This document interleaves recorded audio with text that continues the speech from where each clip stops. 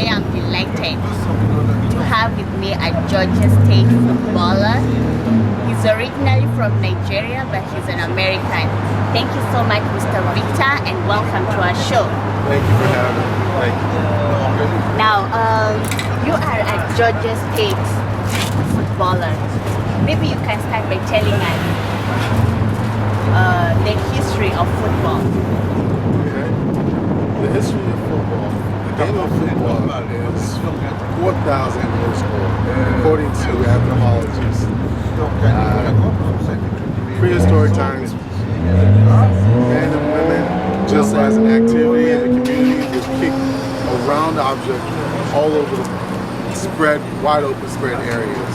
And the goal of each team's time was to get the ball to a certain point. And once you get to that point, you score the point or you won the game. Not too many people know about this, but the departure from those periods is, I think, in the early 19th century, the game of football evolved to one of where you only kick the ball as opposed to carrying and kicking. In prehistoric times, football was both a game where you pick the ball up with your hand and run with it, or kick it. I think in the early part of the 19th century, that's when the game became more sophisticated for some of the college students in Europe and in the United States. It was a form of activity, and it helped build strong leaders, is what they describe the sport as. It's a way for the young men who were off at university and colleges, a way for them to develop leadership skills, coordination, and physical stamina is the way it was described. So, you can also tell us now from elementary, high school, and also now you joined the Georgia State football. How was your experience? What do you remember? When I was in high school, actually no, let me start off in middle school. When I was in middle school, I had a cousin who played football. And I remember going to watch his games. This is when I was visiting from Nigeria. I would come to the U.S. and he would go to his football practices. And I remember seeing him play really hard and excelling at what he did, and everybody was cheering him on the sidelines. He was kind of the local superstar at the time. And as a result, I was inspired to play the game. So I kept asking my dad, can I play this year? Every year he went by and said, no, you're too small, you're all skin and bones, wait till you grow more muscles, then I'll let you play. So when that point came about, I was in high school at the time. And that's when I first got introduced to the game, actually playing the game. I started off playing for my local high school, the name Brookmore High School.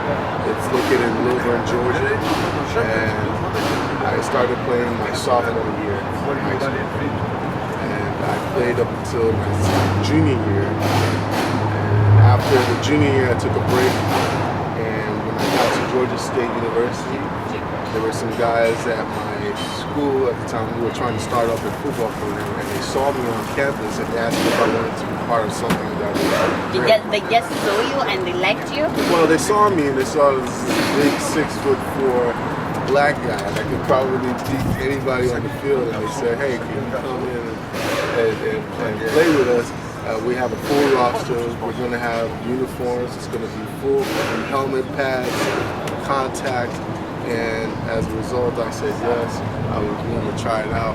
And 10 years after that first inaugural season in 2002, we now have an NCAA regulated official program for Georgia State University.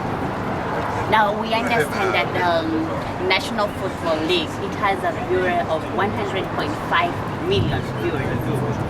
What makes it so popular compared to other sports?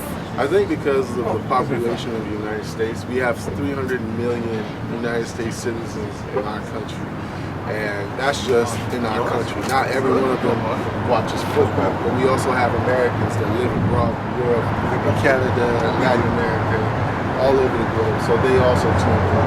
So football has that viewership audience because of the fact that there's so many Americans that live abroad and live in the United States. That's why it's the most popular game in the world.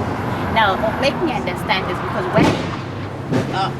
where I come from, they call football because they use their feet. Right. But here we have American calling football, but you don't use your feet. Right.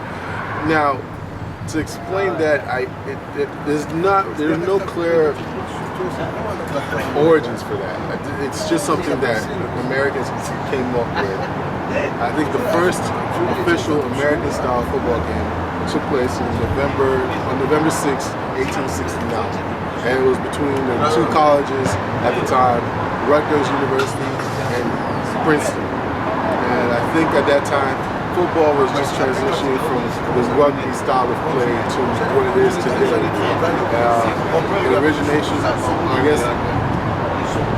The origination of the word soccer came from Europeans because they wanted to distinguish themselves from the Americans. And that's why in America they call football soccer. Yes, because of the two at the time, there was this thing called the Revolution, and they wanted to form their own thing. Everything had to be theirs. Same thing with basketball. They just came up with their own terminology. I think the British as well recognized that they had to find some way of distinguishing between different sports. Because like I said earlier, football started 4,000 years ago, and at that time they kicked, carried the ball. But then over time, you had other forms of football coming about. You had rugby, and you had the American-style football. So rugby is football as well, but they just gave it some different name. So in order to give the different types of, or different forms of football their own uniqueness, they came up with some different names for sports. Oh, okay.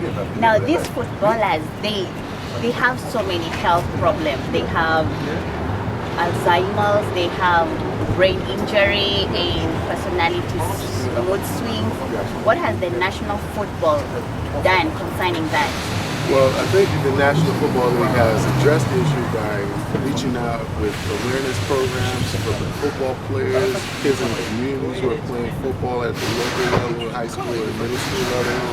They've sent out, ambassadors for sport. Be it coaches, professional players. They go out to these local communities. They go out to these training camps for the professional players and introduce to them new styles or forms of tackling to prevent head injuries. They have all sorts of outreach programs, and they also provide medical benefits for these types of brain injuries.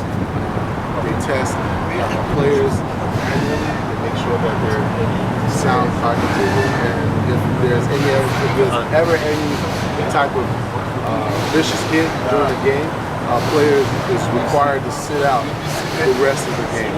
So they're taking active steps to making sure that players are protected, and if they do get hurt in a vicious hit, that they have time to recuperate before they get back in for the next round of So they always follow up when the players they're hurt. That's correct. They have some of the best equipment at their facilities at most stadiums. If a player is injured, there is medical staff on site that will take the players to the locker rooms and have them examined with MRIs and X-rays to establish how severe the injury is.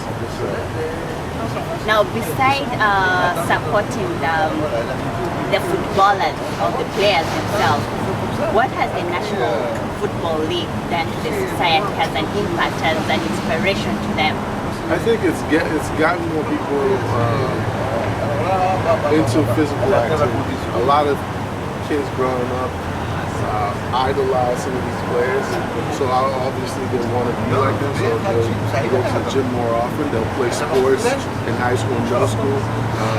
Fans, it's a way for them to come together despite whatever ethnic, racial, differences that they may have, it brings the whole community of Americans together. There are different ethnic groups, I should say, that come together just because they love football. And it's the one uniting thing that everybody loves to do, especially in the South. In America, in the South, if you're from the South, you grew up watching football. Right. No matter what. It's just something you did. Even if you didn't play sports, you had to know something about football in order to get involved in daily interaction with your friends, your family members. And also maybe, I don't know, most idolize or young people, the young generation, they like them, celebrity, and they have the fame, so they like them. They go exercising so that their body can make their role model. Yeah. We're saying that our last question. Now, how is it that we don't see so many women playing football? Is it a challenge to them, or what is happening? Well, it's a tough sport, you know, and I know it's very violent. It's a very violent sport, and I think a lot of parents, especially fathers, are very overprotective of their kids and want to see their daughters treated that kind of way, despite the fact that they like the game and they want to see their kids being active. It's a dangerous sport. You can get hurt, but for the physical challenges of it is what is the main reason why women play the sport. But lately, in the past decades, there has been a rise in interest. I'm fairly accurate in saying it's the past decade. Maybe the past 2 decades, we've seen players or female athletes at the high school level playing specific roles such as punter or kicker. So they're still active in the sport, and that's just a recent thing that's been coming up where girls or women are allowed to play. As far as on the professional level, there is a new league that just started up a few years ago. It's called the